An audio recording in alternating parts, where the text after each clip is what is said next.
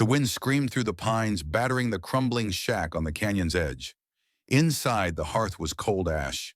Naili curled on the dirt floor, wrapped in a quilt thin as memory, breath rattling like dry leaves. Hunger had stolen her strength. Fever had claimed the rest. She tried to whisper hope into the shadows, but her voice was only dust. Outside, snow drifted sideways, swallowing the last light.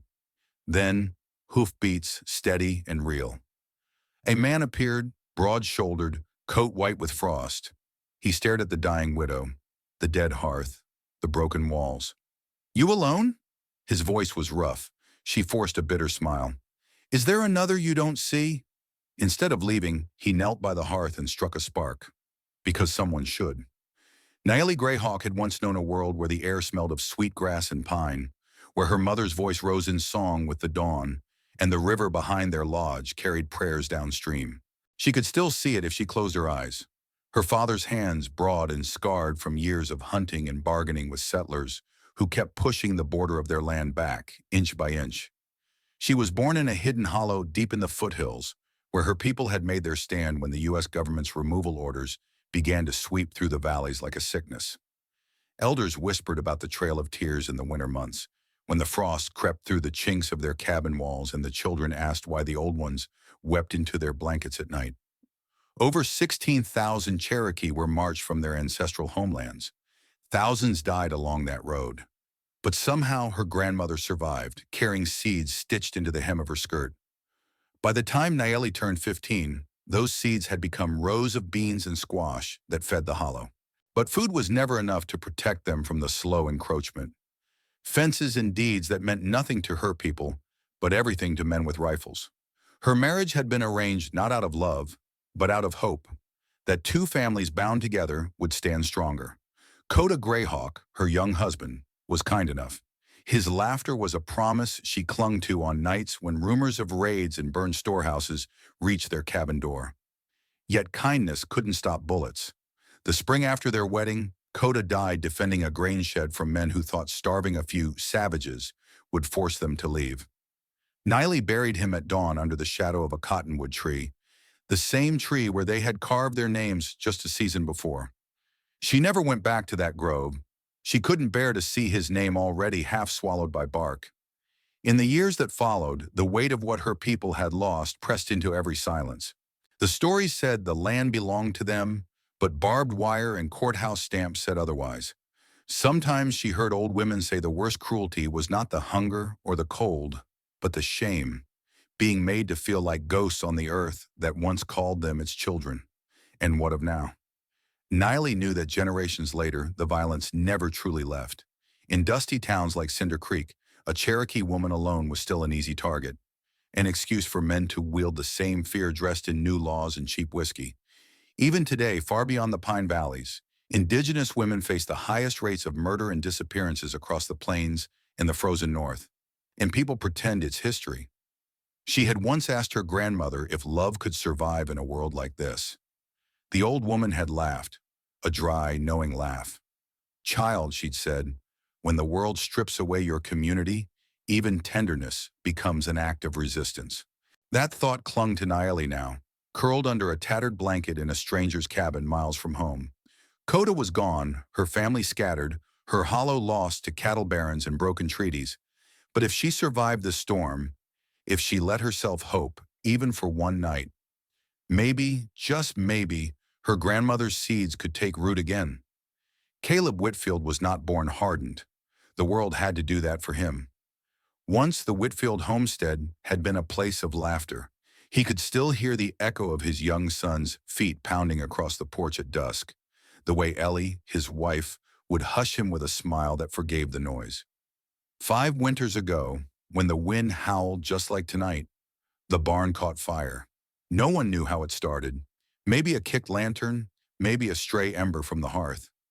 By the time Caleb smelled the smoke, the walls were already glowing like the belly of a dying star. He remembered throwing open the stable doors, shoveling water that hissed uselessly into the flames. Ellie had been the one to find their boy. She'd run inside before Caleb could stop her. Neither came out alive. They buried what little was left under an old cottonwood that grew on the ridge behind the main house. a tree so stubborn its roots clawed through shale and stone. Caleb still went there every year, come the first frost, carrying a flask and 2 biscuits wrapped in cloth.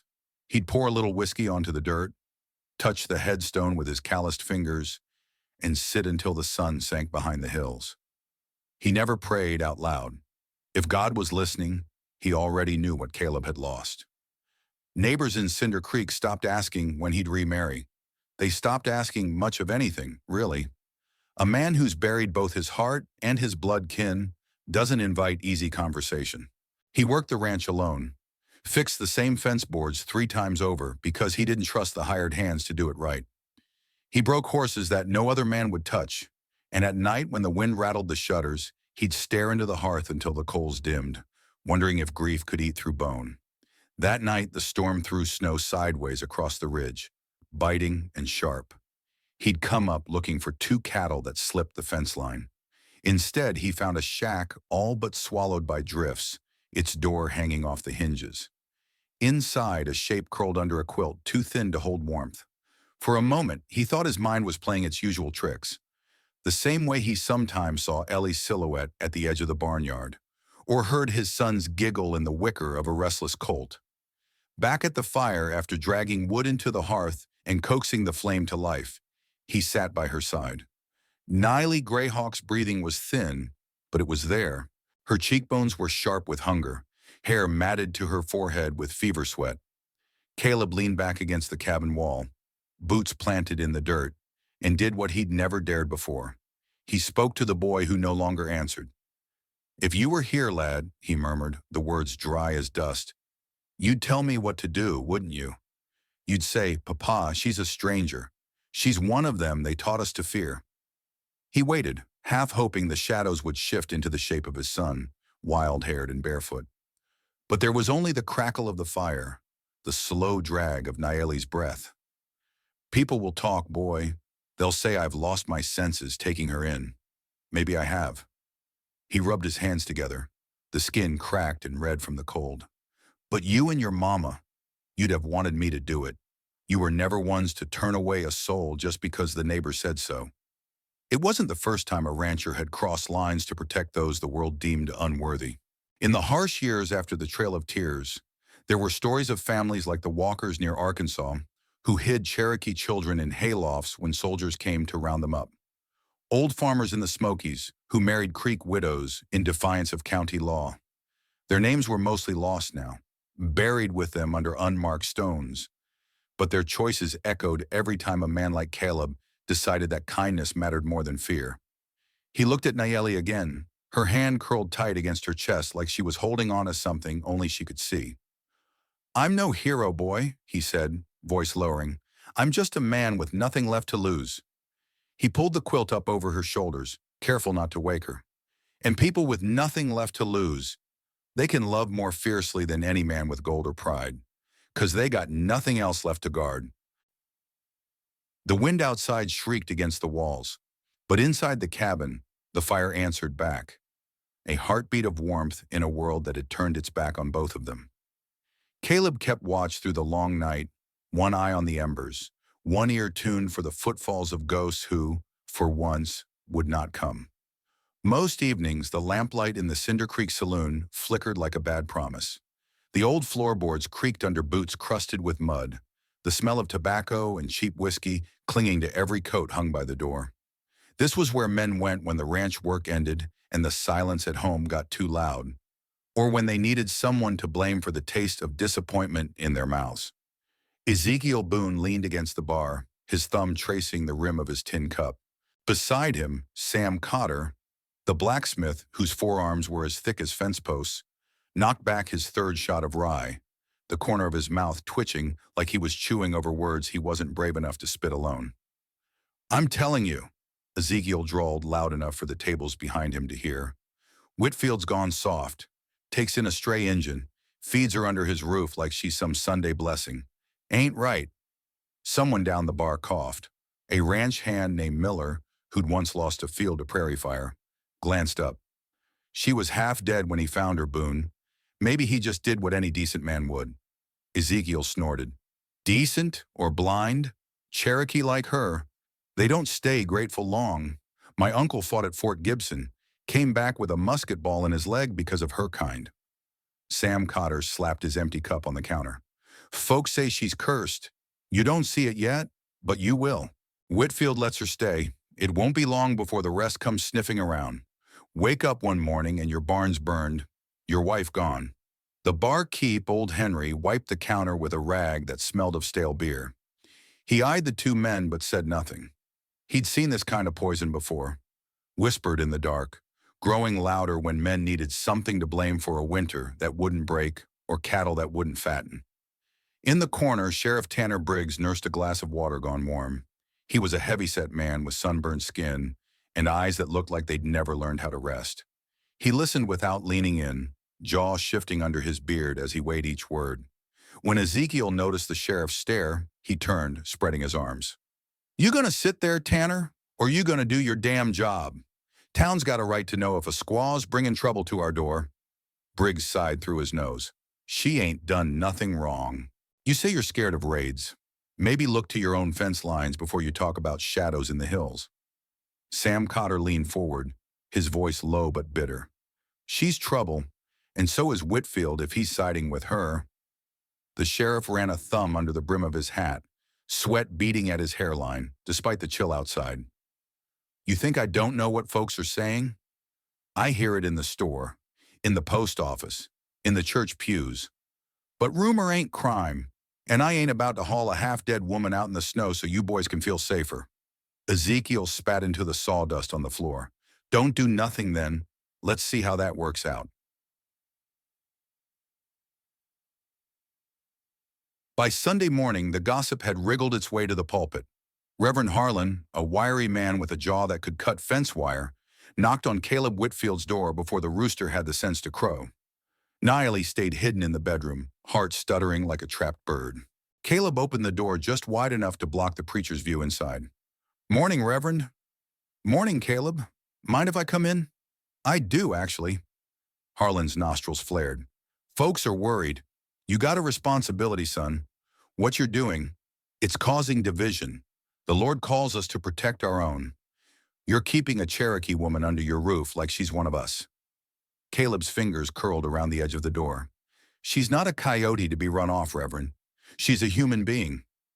She's not your kin, and this town, Cinder Creek, has suffered enough. Last spring's raids, the cattle stolen, people remember who did that. Caleb's jaw twitched. Not her. You think the good book wants you to break bread with those who killed our neighbors? A long silence stretched between them, the kind that makes a man's heart beat louder in his ears. Then Caleb leaned forward, his voice like cold iron. I buried my family 5 winters ago, Reverend. I know what loss tastes like. I know what hate breeds. I won't throw a starving woman to the wolves just so you can fill a pew with self-righteousness. Harlan's face reddened. You think this is about hate? No, Caleb said. I think it's about fear, and you stoking it to keep your congregation in line. The preacher stepped back, his Bible thumping against his thigh. You'll regret this, Caleb. Sooner or later, you'll see where your loyalty should have stayed. When the door closed, Caleb exhaled, his shoulders dropping as he turned to find Niley watching from the shadows of the hall. They won't stop, will they? She whispered. No, he said, reaching for her hand. But neither will I. Naley Greyhawk's nights had always been restless, but as spring thawed the edges of the hills, her dreams turned to nightmares. Some nights she saw Caleb Whitfield swinging from the cottonwood on the ridge behind his ranch house, the same tree he visited every winter to lay whiskey and prayers at the graves of his wife and son. In her dreams, the rope bit into his neck not because of any sin he'd committed, but because of her. She'd jolt awake gasping, the blanket damp with sweat, the walls of his cabin suddenly too close. Caleb would stir in the chair near the hearth, mumble half asleep, You're safe, go back to sleep. But he didn't see the way her hands trembled when he touched her shoulder, didn't feel the way her pulse thudded like hooves fleeing down a mountain trail. By daylight, she tried to believe the storm had passed. She helped him mend fences, washed his shirts in the creek, took comfort in the quiet rhythm of two people who learned to move around each other like branches of the same tree. But at dusk, when the horizon bruised purple and crows circled low over the fields, she felt the weight of watchful eyes from the town. She heard the whispers: squaw, witch, trouble. She saw the way Sheriff Tanner Briggs rode past the gate twice in one morning, slow enough for the horse's breath to mist against the fence rails. She could not bear the thought that a man who had lost so much would lose again because of her. The more he told her, "You're staying. They won't touch you," the more she saw blood in the snow. So one night after Caleb fell asleep in the worn chair with his boots still on, Nayeli moved quietly around the small cabin. She wrapped his old shawl around her shoulders, the wool smelling faintly of pine smoke and the salt of his skin. She tied her boots tight, the leather cracked at the toes from too many miles already walked. She left the door unlatched so the wind could find its way in. She paused only once at the table. There she tore a strip from the hem of her dress, the same red cotton he'd bought her in Cinder Creek when she first stepped out to fetch kindling without flinching at the neighbor's stares. She set the scrap by the hearth, where he'd be sure to see it come dawn. A coward's apology, a widow's parting. In the woods, her breath fogged the air in short, careful puffs. She did not look back. She couldn't. The path south would take her far enough that no gossip, no sheriff, no noose could ever find him again. When Caleb woke to the cold hush before dawn, he knew before he saw the empty cot.